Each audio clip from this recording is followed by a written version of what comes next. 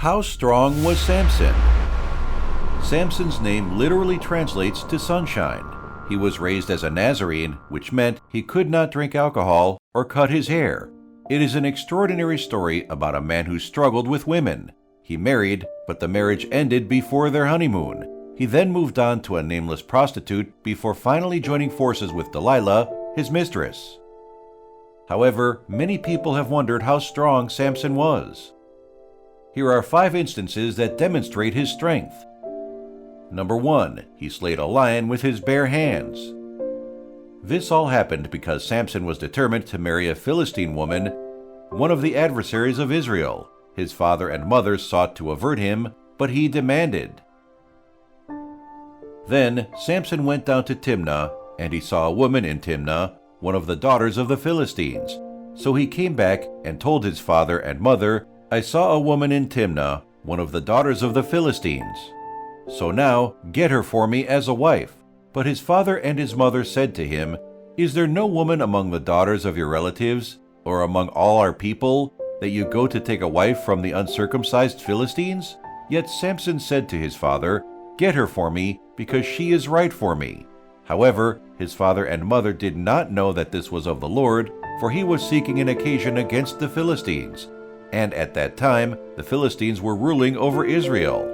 Then Samson went down to Timnah with his father and mother, and came as far as the vineyards of Timnah.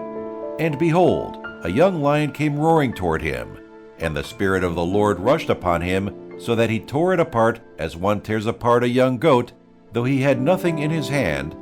But he did not tell his father or mother what he had done. So he went down and talked to the woman, and she looked pleasing to Samson.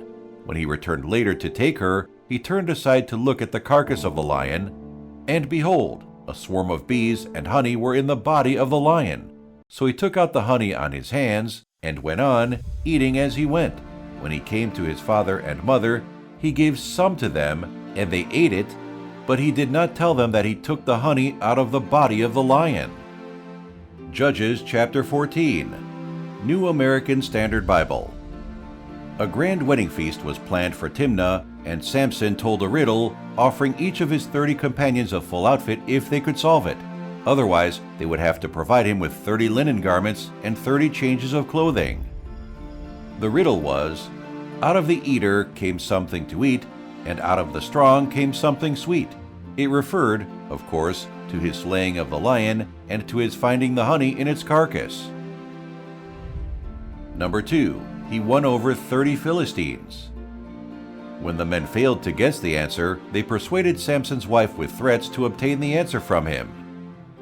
Then Samson's wife threw herself on him, sobbing, "You hate me. You don't really love me. You've given my people a riddle, but you haven't told me the answer.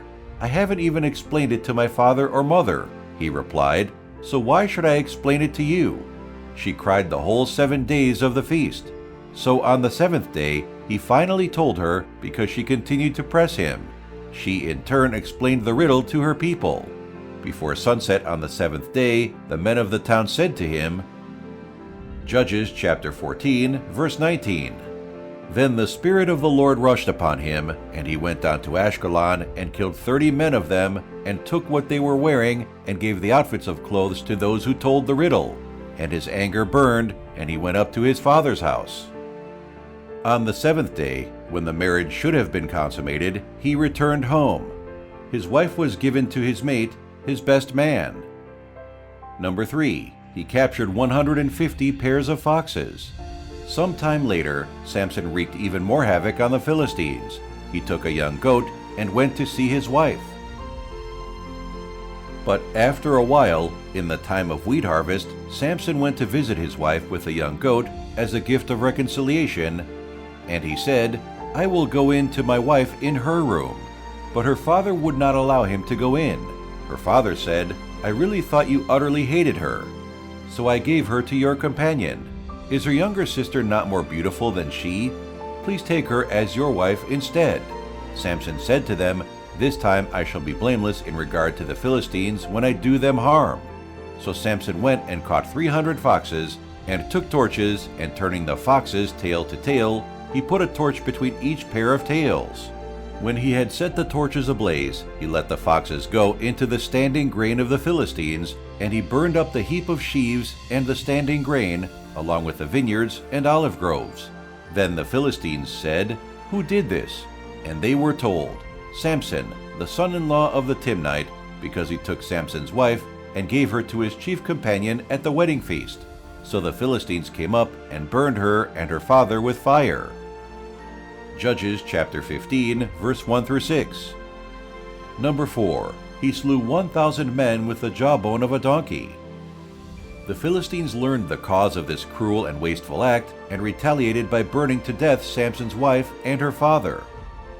But violence triggers more violence. When the Philistines marched after him, the men of Judah slavishly reminded him that the Philistines were their rulers. To protect their own skin, they agreed to tie Samson securely with ropes and turn him over to the enemy. Samson agreed to this as long as his own people did not try to kill him. They had devolved into vassals, preferring to betray their own countrymen and remain loyal to their oppressors rather than befriend Samson and free themselves. Judges chapter 15, verse 14 through 17. When he came to Lehi, the Philistines came shouting to meet him, and the Spirit of the Lord came upon him mightily, and the ropes on his arms were like flax, linen that had been burned, and his bonds dropped off his hands. He found a fresh jawbone of a donkey, so he reached out his hand and took it and killed 1,000 men with it. Then Samson said, "With the jawbone of a donkey, heaps upon heaps, with the jawbone of a donkey I have struck down 1,000 men." When he finished speaking, he threw the jawbone from his hand, and he named that place Ramath Lehi, Hill of the Jawbone. There is a play on words in Judges chapter 15, verse 16, as if to say, "With the jawbone of an ass I have assassinated them," or "With the jawbone of an ass I have piled them in a mass. With the jawbone of an ass I have assailed assailants." Moffat. One might wonder why the Lord bestowed such a great victory with such an unlikely weapon. Samson was forbidden to touch anything unclean, and the jawbone was unquestionably unclean, being a part of a dead animal.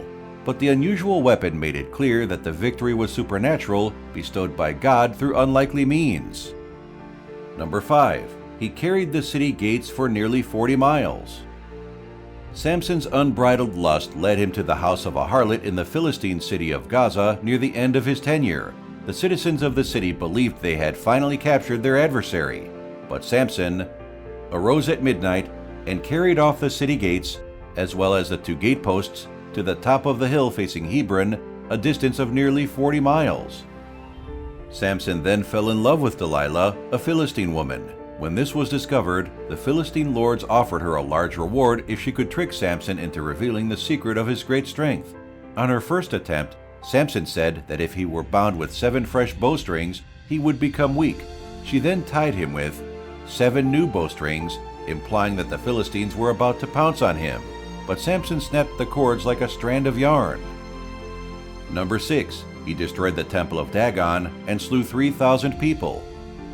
Delilah followed Samson's advice on the second attempt, binding him with new ropes and warning him that the Philistines were closing in for the kill. But once again, Samson shattered his bonds as if they were thread.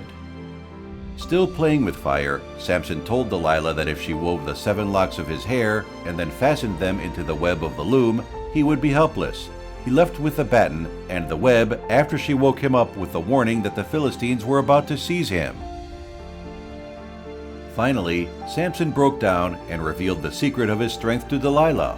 While not the source of his power, his long hair was an outward manifestation of his Nazirite status, his separation from God. It was his relationship with God, not his hair, that made him strong. But if he lost his hair, he would be powerless. Delilah realized that she had discovered his secret. She summoned the Philistines while he was sleeping on her knees. One of them shaved his head, and his strength left him. C.H. Mackintosh observes, "The lap of Delilah proved too strong for the heart of Samson, and what 1,000 Philistines could not do was done by the ensnaring influence of a single woman."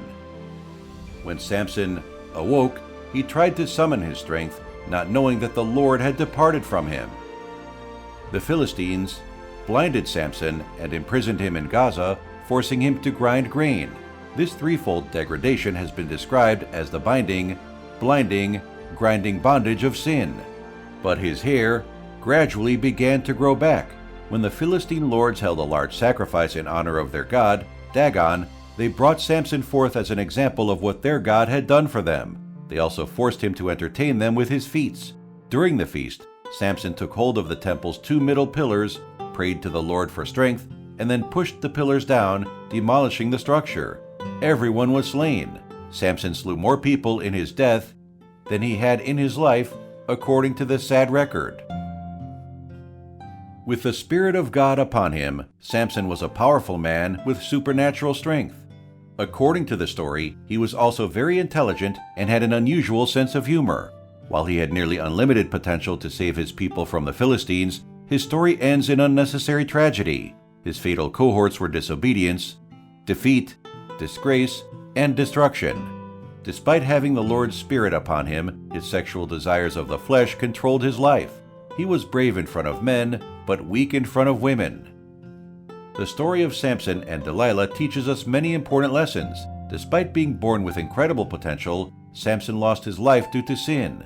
The lesson for us is that the more we allow the glamour and allure of sin to influence us, the more blind we become. This extraordinary story tells us that Samson was spiritually blind long before his eyes were gouged out.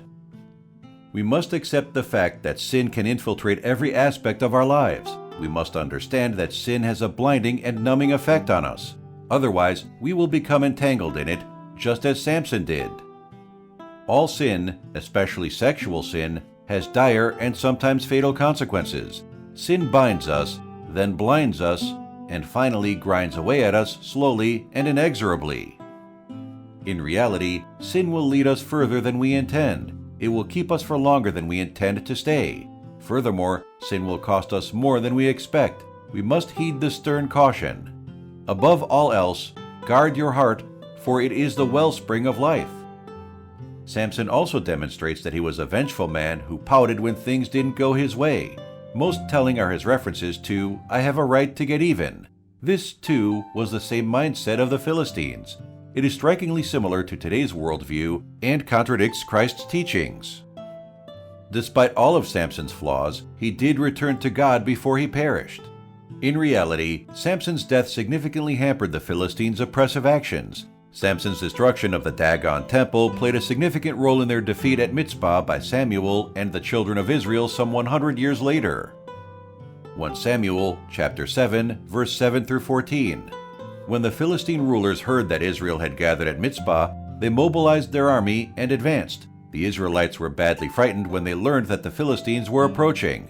"Don't stop pleading with the Lord our God to save us from the Philistines," they begged Samuel. So Samuel took a young lamb and offered it to the Lord as a whole burnt offering. He pleaded with the Lord to help Israel, and the Lord answered him. Just as Samuel was sacrificing the burnt offering, the Philistines arrived to attack Israel. But the Lord spoke with a mighty voice of thunder from heaven that day, and the Philistines were thrown into such confusion that the Israelites defeated them. The men of Israel chased them from Mizpah to a place below Bethkar, slaughtering them all along the way. Samuel then took a large stone and placed it between the towns of Mizpah and Jeshanah. He named it Ebenezer, which means the stone of help. For he said, "Up to this point the Lord has helped us."